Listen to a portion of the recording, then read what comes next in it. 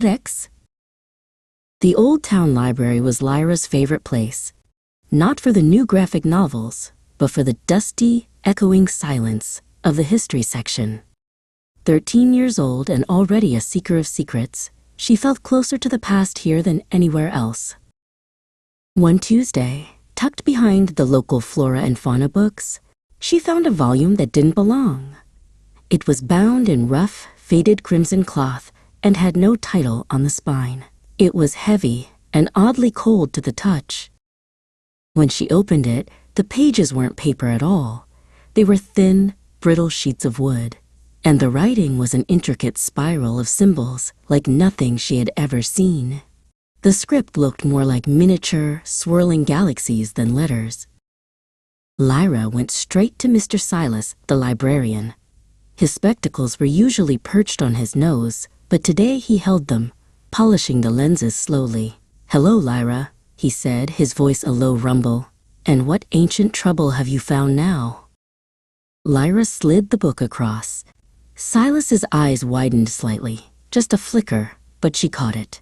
He didn't touch it right away, but stared at the strange symbols. "That, my dear, is an Ethel Codex. I thought it was lost over a century ago."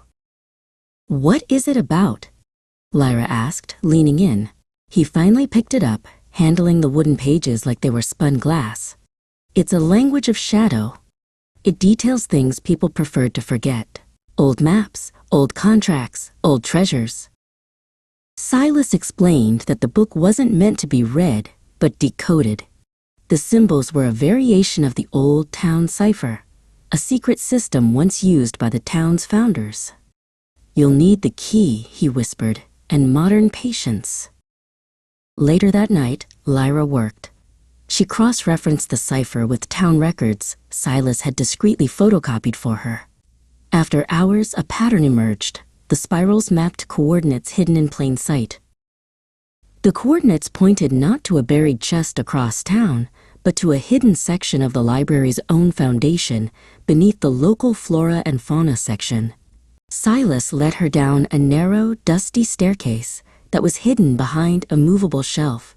The air grew colder and smelled of earth and age, the kind of smell Lyra loved most. They reached a small, circular stone chamber. On a mossy pedestal sat a tarnished brass compass and a brittle scroll sealed with the town's crest.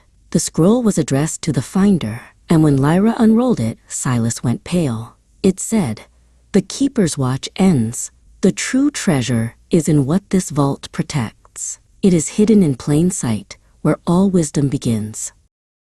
Silas confessed, "My family were the keepers.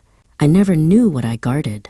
They raced upstairs. The compass spun, then pointed straight at the library's granite cornerstone. Using the key, Lyra opened a latch in the stone. Inside was the fragile original town charter of 1788, a list of rights and rules. Silas smiled. "The treasure isn't wealth, Lyra, but the foundation of our community. History is the blueprint for a fair society."